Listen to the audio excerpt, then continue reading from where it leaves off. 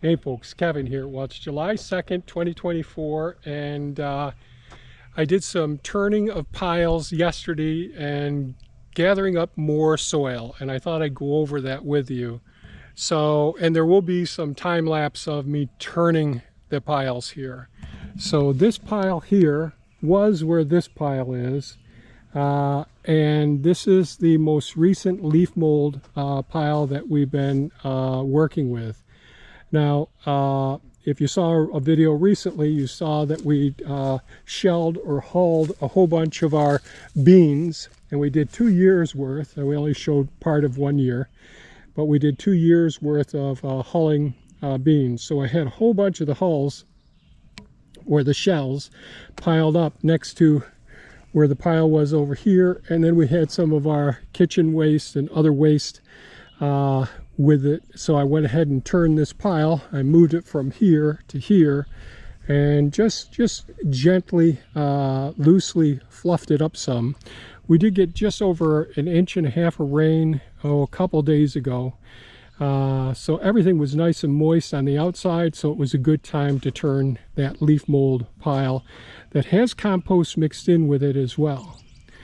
This pile was over there, and this is the more finished product of the leaf mold from last fall. So it's really turned out to be very, very beautiful. Now there are rocks in here. There still are a few leaves in here as well, and there's a few turtle eggs as well.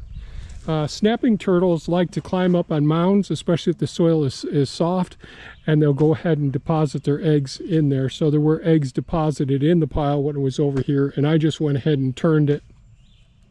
And so the grass and the weeds were just starting to shoot out of the outer, had started shooting out of the outer surface. So by turning it, we'll get those to break down on the inside of it, and we'll keep it as weed-free as possible for when we use the rest of this as well.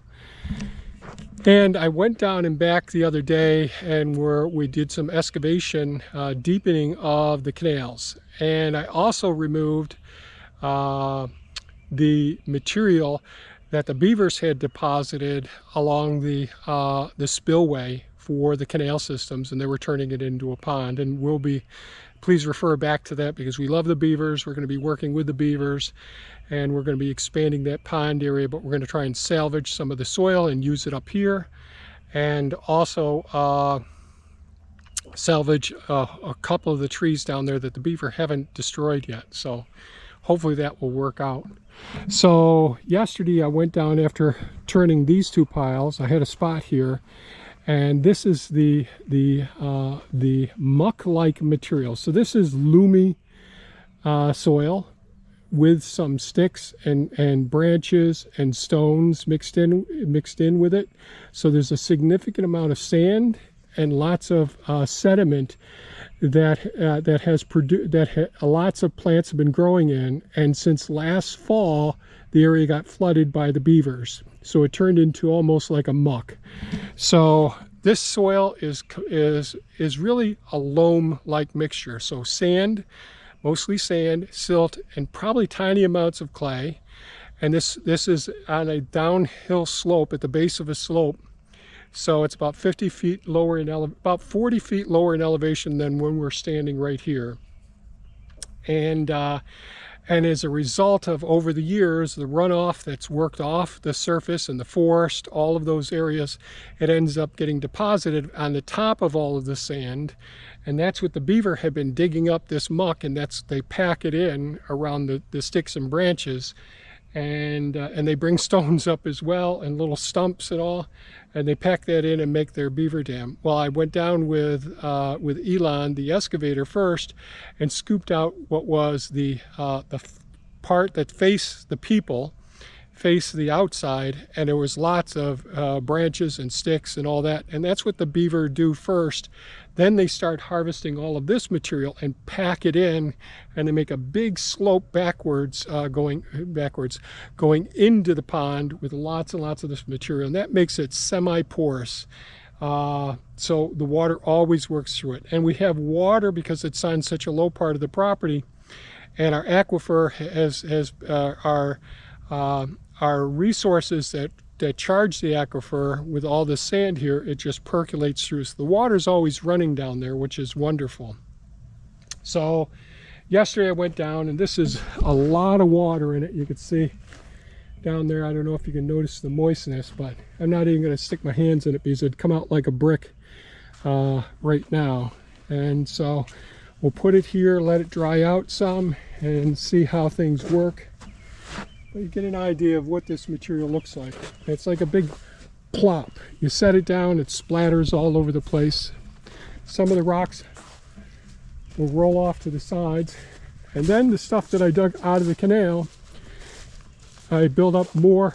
Now this is soaking wet as well, but this is the sand that's below all of that mucky material. So we'll use this on different parts of the property. And there's quite a bit more down there yet. And hopefully I'll run into a vein of some usable gravel down there, but it'll probably mostly be sand. So we use this. This can be used for backfilling around electric lines, water lines, those sorts of things, gas lines. So we have such bony, rocky ground here on our property. Anything we can do to help protect anything that we're burying is really, really beneficial.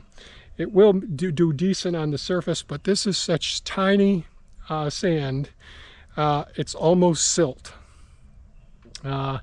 So sand is larger in macroscopically, the size of the sand particles are larger than silt, and silt is larger than clay.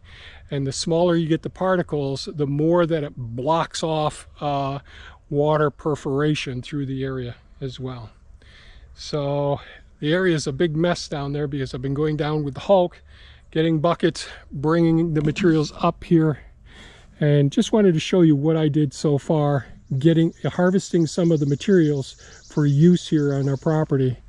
And again, there's lots of wonderful nutrients and minerals in here. Some of it has gone anaerobic because it's been underwater. So this has got loaded with everything from you know, in these areas we'll find little mollusks, we can find all different insects, leeches, all different little tiny organisms that live in here. And so I was real careful to avoid it. I lowered the water level gradually to try and disturb as few of the creatures as possible, and let everybody escape as I was working. And so that's it. So I just wanted to share harvesting some of these materials, turning the leaf mold pile, looking at the leaf mold pile from last fall and looking how good the soil looks at this point.